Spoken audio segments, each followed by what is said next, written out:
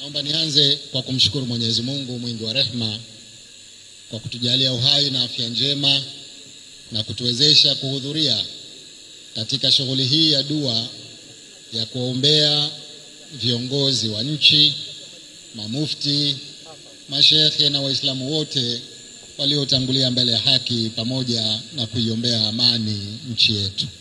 Jukumu la kuombea dua mashekhe, waalimu na waislamu wenzetu walio hai na waliotangulia mbele ya haki ni miongoni mwa dalili za imani ya kweli kwa waumini. Hakika hii ni ishara njema ya kuonyesha mapenzi yetu makubwa kwao kwa mchango wao katika kuendeleza Uislamu na kupelekea ustawi katika jamii yetu.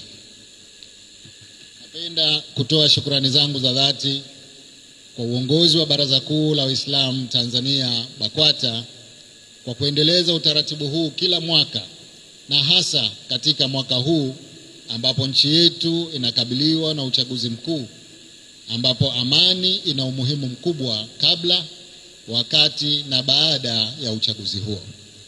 Tunamuomba Mwenyezi Mungu atuvushe salama katika uchaguzi unaokuja. Hivyo ni wajibu wetu tuendelee kuhimizana na kuwafundisha vijana wetu umuhimu wa kuendeleza misingi ya taifa letu ambayo ina mchango mkubwa kwa maendeleo na mafanikio ambayo nchi yetu inaendelea kuyapata katika kila nyanja. Ndugu Waislamu,